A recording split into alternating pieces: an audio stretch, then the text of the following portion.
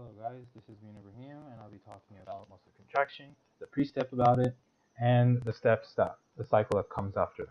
So muscle contraction, you need to know that in the very beginning, at its like resting state when there is no muscle contraction, there is one protein that's binding to that muscle fiber, that actin filament, okay?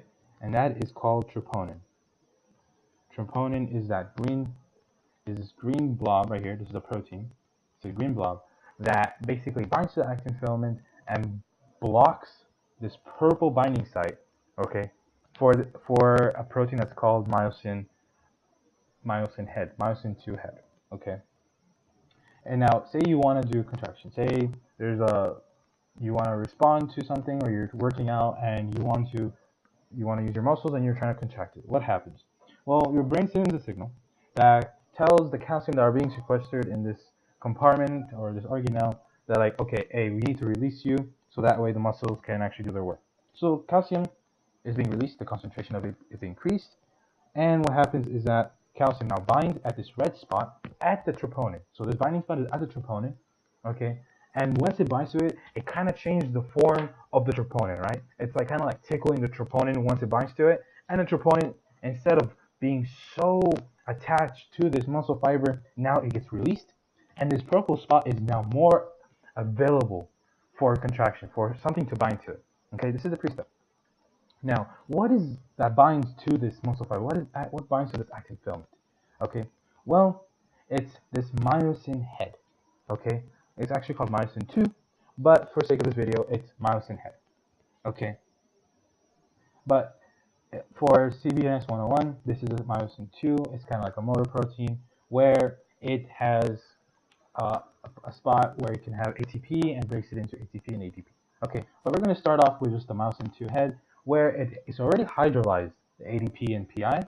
Right, PI is an inorganic phosphate, and because once you release that first phosphate, energy gets released. This myosin head gets really hyper. This has full of energy, and now what happened here?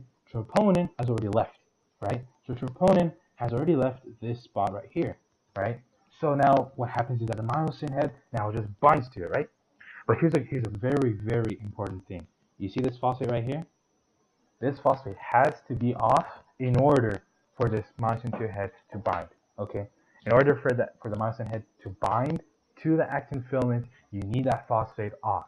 So that is one of the key things you need to know. Phosphate is released, but it still has that ADP there.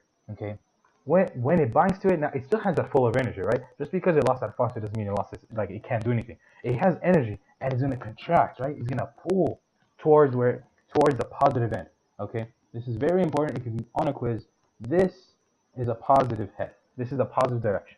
Okay, this is a negative direction. This is a positive direction. Okay, remember the actin filament is like a bipolar. It has it has two charges, a negative end and a positive end, and it always moves it towards the positive end. All right, it always tries to get close to that positive end. Okay, now when that contraction occurs, okay, the myosin head wants to now release. Like, now it's kind of stuck, right? It's gonna be like, I'm already here, like I already wasted my energy, I'm so tired that I can't release. So what happens? Okay, ADP needs to be off, ADP, because you already used energy, right? Your ADP is already gone.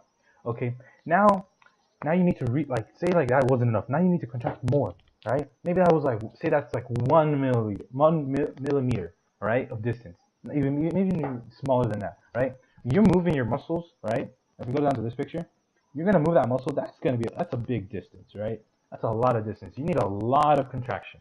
Okay, so what happens is ATP right here binds to this actin filament, right? It binds, so basically it goes to both directions. But what does it do? The first thing it does, it binds to it, right? So this is the binding. This is where it binds, and this is the effect when it has ATP. Okay, so when it binds, all right, so what it first do, you need to bind to the actin head, okay, the myosin head.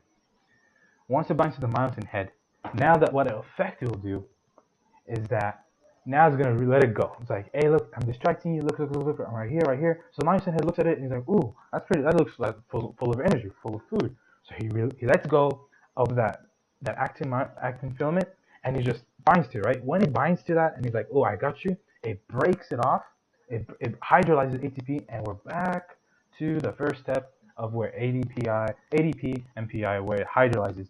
When it hydrolyzes, has energy, right? But in order to grab, it needs it needs to grab onto it. So it removes the phosphate, so that way it has like that hand free, so it can just bind to it, right? And it contracts, and then down here is where like, okay, I'm done. I've used all my energy that I got from the ATP, but I just can't let go. So ATP is like, oh, I'm right here. Look, I'm right here. So then what it does is it binds to it, changes conformation, and it releases the myosin head from the actin film.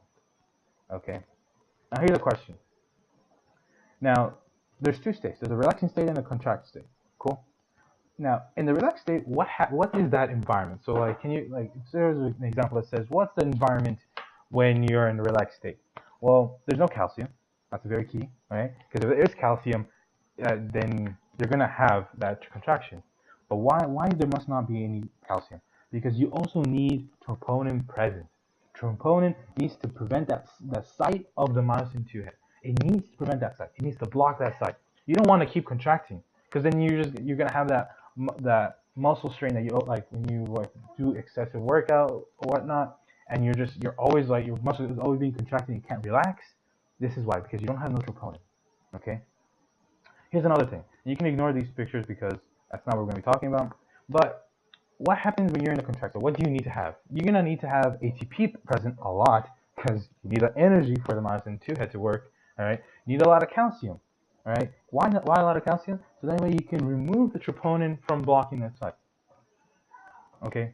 You need to remove that troponin from blocking that site. All right. Now here's another question. All right. It's not on this, but I'm gonna ask you guys this. What happens when you're stuck at the contraction? What happens? What's the cause of you just being stuck in contraction? So I'm saying, so in this picture, where would you be if you're stuck in contraction? Okay, I told you where, like, what happens when you're in relaxed state, right? There's no myosin head attached. But what happens when you're contracted? What's the state of when you're attached? Well, you're actually gonna be in this transition right here between, I would say, like step 3 right here, around here. What happens? Once it contracts, right, it pulls. This is when it's pulling, right? This arrow is pulling. Once that pulls, it has an ADP, but this doesn't get off. That's when you're stuck in contraction. ADP can't get off. If ADP can't get off, do you think ATP will bind to it? No.